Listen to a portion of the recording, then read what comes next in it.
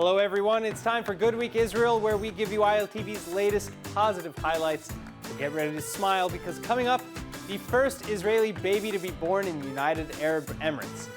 Next, an incredible discovery just north of Tel Aviv, new evidence of action in the area as far back as 1,500 years ago. And finally, 3 Israeli universities breaking into a global top 100 ranking. Stay tuned to find out more. Now we're starting with some celebratory news. The first Israeli baby to be born in Dubai has finally arrived. And the baby girl born perfectly coinciding with the first anniversary of the signing of the Abraham Accords between Israel and the United Arab Emirates. The head of the mission for the Israeli consulate in Dubai, Ilan Stulman, and his wife Jackie welcoming their daughter Maya, who was delivered by an American Muslim doctor at Dubai's Mediclinic hospital. Maya is the Stulman family's 5th child and the first ever individual to receive an Israeli passport on UAE soil. Stulman adds on social media that we're especially delighted by the symbolic timing of her birth, with the head of the mission also noting the outpouring of congratulatory wishes that the family have received from both local and Israeli officials. Now, are you a fan of Italian cuisine? Well, so are we. And ILTV went down to Rishon LeZion to the promenade to check out the restaurant Francesca. Take a look.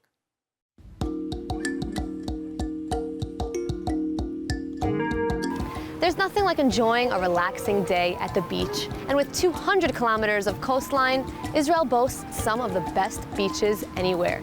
Today we're here in Rishon LeZion, just minutes away from Tel Aviv, to check out its promenade filled with a selection of lovely bars and restaurants.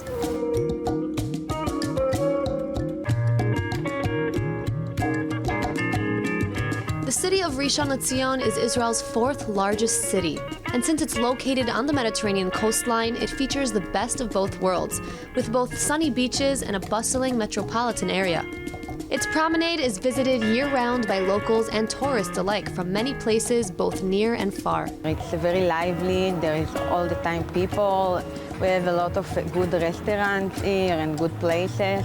The beach in Rishon is wonderful. There's a lot of people in the weekend. There is a beautiful ladies in the beach, and there is a lot of young people in the beach. It's very, very nice here, very clean. Lining the coastline, you can find an array of cafes, bars, and restaurants to choose from, where customers can lounge with a beer or enjoy a full meal.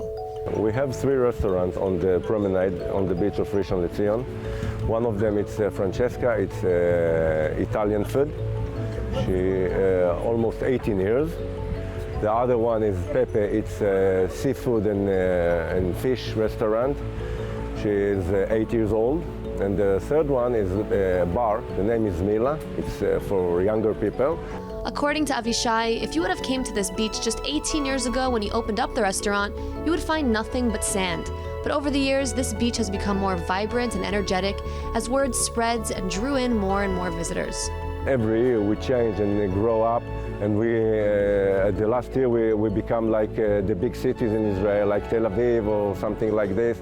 A lot of young people know the place, come. We have a lot of traffic to this side, and we feel very good, and we think the future will be also better than now. The view of the restaurant, it's amazing. You can be any place in the planet, but you are here in Israel, in Rishon, and the quality of the food, the variety of them also. Amazing place. The really amazing thing about having a restaurant on the beach in Israel is that it's pretty much active all year long, right? There's only like a month maybe where it's kind of chilly, but it's pretty much sunny throughout most of the year. The winter in Israel is very sunny winter. Yeah. And if we have 2 or 3 days of rain, we are speaking about storm and what a difficult winter we have. We are summer country. Yeah, and there's also a lot of tourists and customers throughout the year, not only in the summertime, right? A lot of tourists using the good weather of the winter in Israel.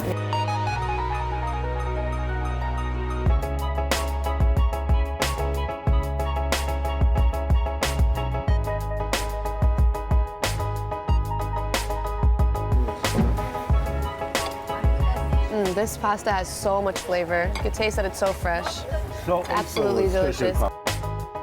This isn't usual beach food, though. No, it's not. It's Right? unusual. We are staying on the beach, but we are not a regular beach restaurant. People come to the restaurant. They don't come to the beach and find the restaurant. Right. They come to the restaurant and then they find out the beach. Yeah. I like that each restaurant here provides something completely different. Here's more of the classic Italian dishes and style, and then you have the bar upstairs, which is really active and vibrant up there. Lots of different things going on, big dishes, lots of different beers, which is always fun. We have 26 kind of draft beers. Cheers. Thanks so much for everything. It was Thank you. delicious. Thank you very much. It was very nice to have you here.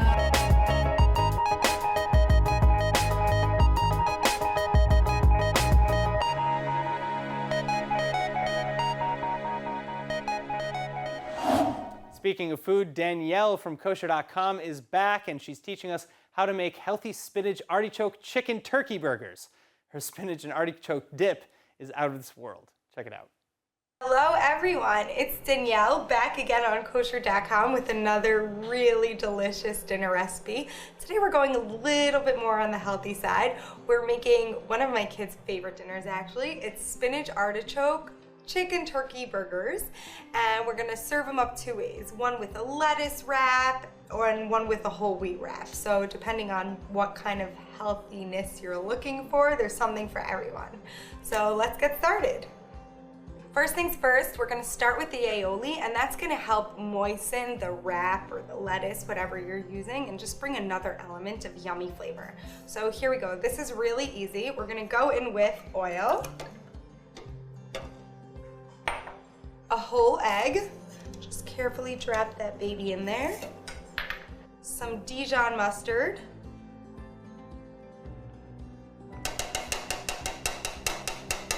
here we go, some fresh lemon juice, some chopped garlic. You really do want to kind of chop it first, because if the pieces are too big and they get stuck in the immersion blender, it'll mess with your aioli. Some black pepper, and of course, salt. We're gonna get our immersion blender on. Cover your ears, guys. This is gonna get loud. And the second this touches the egg yolk, we're gonna turn it on, okay? Here we go. 3, 2, 1.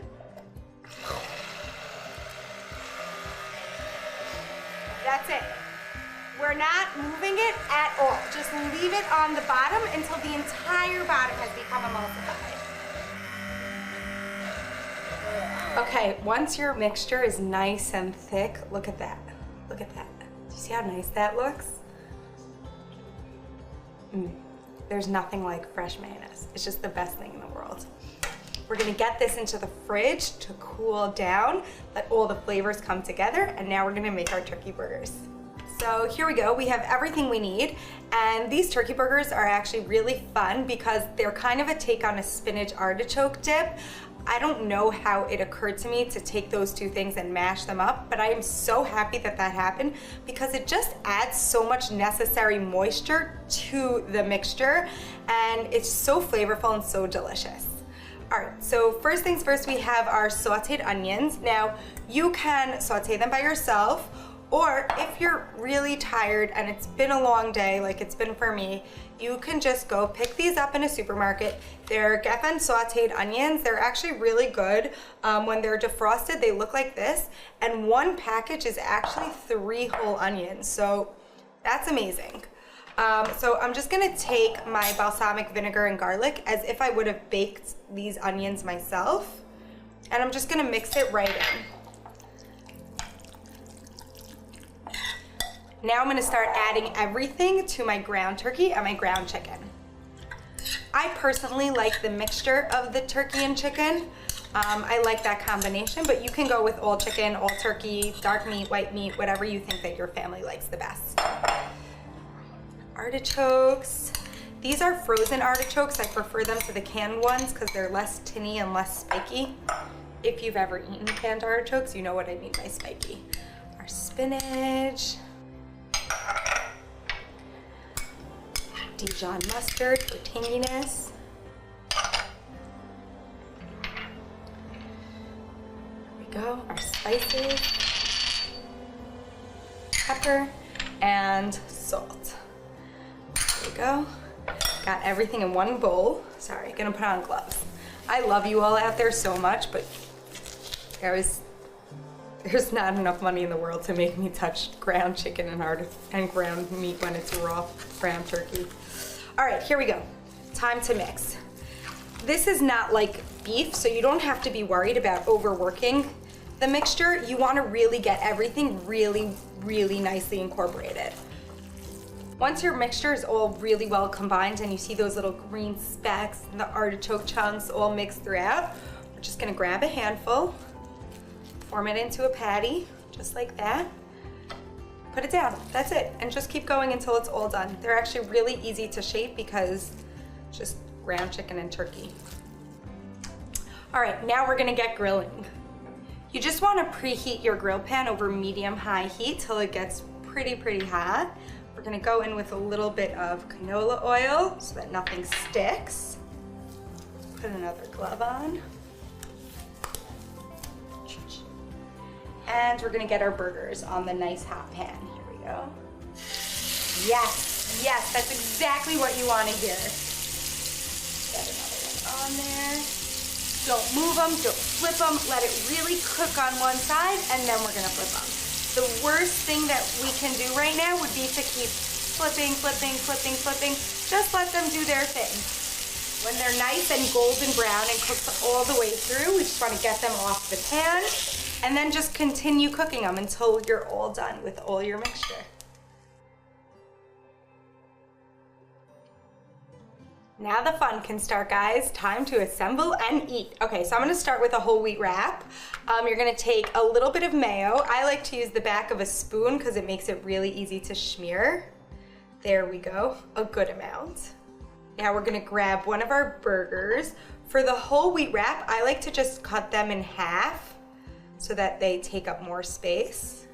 We're gonna add a cucumber stick. This is where you could get really creative. You could put carrots, you could put lettuce, you could put celery, I don't know, you could put anything you want. I'm just going with the vegetables that I like personally because I like things really crunchy. Top it with some scallions, yum. And just, a few more dollops of mayonnaise. Here we go. Yum. And we're gonna wrap it up. Here we go. One side in, one side in. We're gonna bring this side all the way over. And then we're just going to wrap it up. All right, now let's make one with lettuce. I personally like it like this. I don't need all that extra bread. It just helps with like the crunchiness and you feel like you're getting a little more bang for your buck in a way. All right, so for the lettuce one, I'm gonna go in first with my crunchy vegetables. Here we go. Cucumber, cabbage, my turkey burger, a few more dollops of the mayonnaise, and obviously finish it off with scallions. I'm gonna fold this baby up. Oh, look at how beautiful and gorgeous that is. That's just, amazing. Here we go. I'm gonna go in for a bite now because it's so crunchy and delicious. For this beautiful and delicious recipe, go check out kosher.com. It's there along with tons of other crazy delicious recipes. Thanks for joining in, guys. I can't wait to see you again with another awesome dinner idea. Bye, everyone. All right, huge news from central Israel. Ramat HaSharon, just north of Tel Aviv, celebrating its 100th anniversary. But life in the area is going back to at least 1,500 years ago, to the time of the Byzantine Empire. At least this according to new evidence unearthed by the Israel Antiquities Authorities. The discovery including a large wine press, a gold coin, and a bronze chain. Of course, for more details, we turn to our favorite archaeological segment, Can You Dig It?, with Israeli tour guide Anat Harel.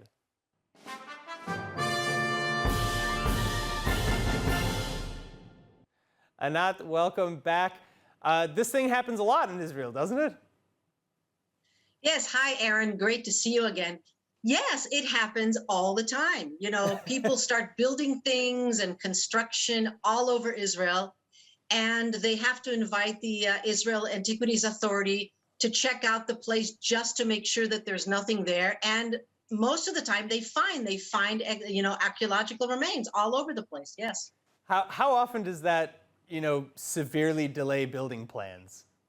I feel like it's a lot. Well, it depends. It depends what they find. You're praying, oh, please don't find anything important. But when they find something that is significant, then either it delays it, but also many times the actual people that are building have to change their plan or choose to change their plans a little bit in order to adapt to the new environment of archaeology right there in the middle. And it actually creates some beautiful, beautiful projects that are put together. And it's this combination of ancient and modern that's actually the trend these days that goes in a cooperation between the Israel Antiquities Authority and all of the municipalities that are trying to build. Wow, so one day in this Ramat Sharon area, we could have the remains of an ancient city right in the mix with the new city that they're building there, which is very cool. All right, so what do you believe will be done, though, with all of these excavations now that the neighborhood will be built? Well, so first of all, they have to finish the excavations.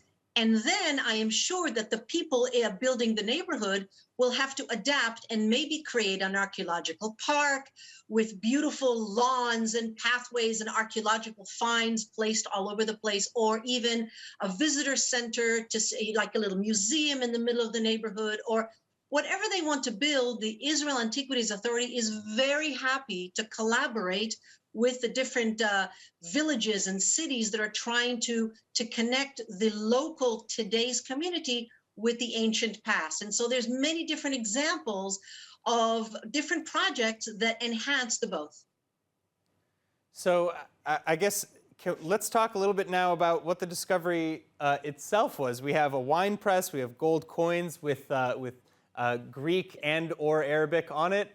I read, and then we have a bronze chain that used to hold like a chandelier of some sort. Right, a chandelier that probably hung in a church. So we're talking about finds from the 5th and 6th centuries, which were the Byzantine times in the land. The Byzantine times were Christian. The majority of people were Christian. However, they found a coin that has the year 638 or 639 on it. That is exactly the year that the Islamic armies arrived and conquered the land. So it's right on the cusp between the Christian times and the Islamic times. So it's actually very interesting, right there on the seam between the two. All right, well, yeah. I'm loving all these exciting finds, and I'm sure that we're going to find another one because we're always developing in Israel, as we've said. Anat, until the next Can You Dig It segment, thank you so much for joining us. Thank you, Aaron. All right, now, the Hebrew University of Jerusalem, founded over 100 years ago before the establishment of Israel. And it's one of Israel's premier universities and research institutions. And now Hebrew U is ranking among the top universities globally. In fact, coming in 90th place on the 2021 Shanghai ranking for global academic universities, Hebrew University is now the highest of 3 Israeli institutions to break into the top 100 on the list. To break down what this means, we're joined by Hebrew University spokesperson Tali Aransky. Let's take a look. Tali, thanks so much for being with us. Now, what are Hebrew University's most notable and prestigious departments, research fields, et cetera? And how do you feel getting this incredible grading for those departments? First of all, we're thrilled, but part of it also comes from a lot of work that we do day in and day out at the university. We don't wait for these kind of awards. We're always trying to stress excellence and innovation among our departments. You had asked about our top departments. Hard to choose among the favorite children, but we would have to say that our math and sciences departments are very, very strong, and we've really seen that come to the fore with the recent pandemic in terms of COVID. But in math, we recently won an Abel Math Prize, which is like the Nobel, and computer science yielded Amnon Shashua, who created Mobileye, Nano, our physics department. Also, what's been pushing very much ahead in the recent years has been our agri-tech and our food tech out of our Rehovot campus, which specializes in agriculture. And actually, since the signing of the Abraham Accords, a lot of the partnerships that we've been making with Arab countries that are also water-starved like we are have been in the agri-tech and the food tech. And lastly, I would mention archaeology, because Israel is so ancient, there's always something new to be found there. Yeah, you take a step and you'll find some history in this country.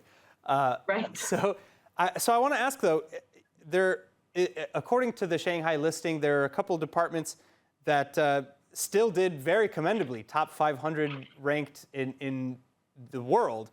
But you did fall in some categories like clinical medicine, physics, computer science and engineering, pharmacy and pharmaceutical sciences, things like this. How does Hebrew U intend to maybe bring those levels up in these departments?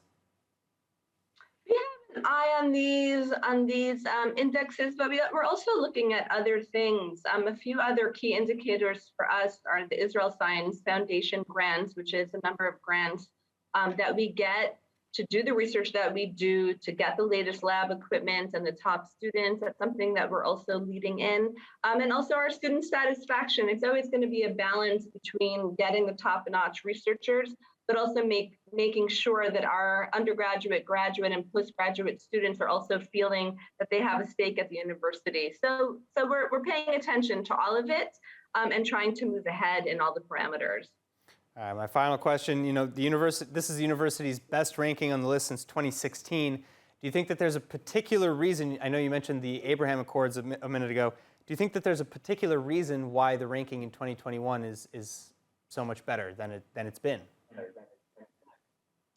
I think that it's a few years ago. I think perhaps Hebrew University got a little bit comfortable and then took a bit of a dip in the rankings, and then we really kind of pushed ahead and said, hey, we have to have a strategic plan and really look where we're investing and what we're doing. But I think that it really comes over time. I think that these aren't changes that you can make in the blink of an eye.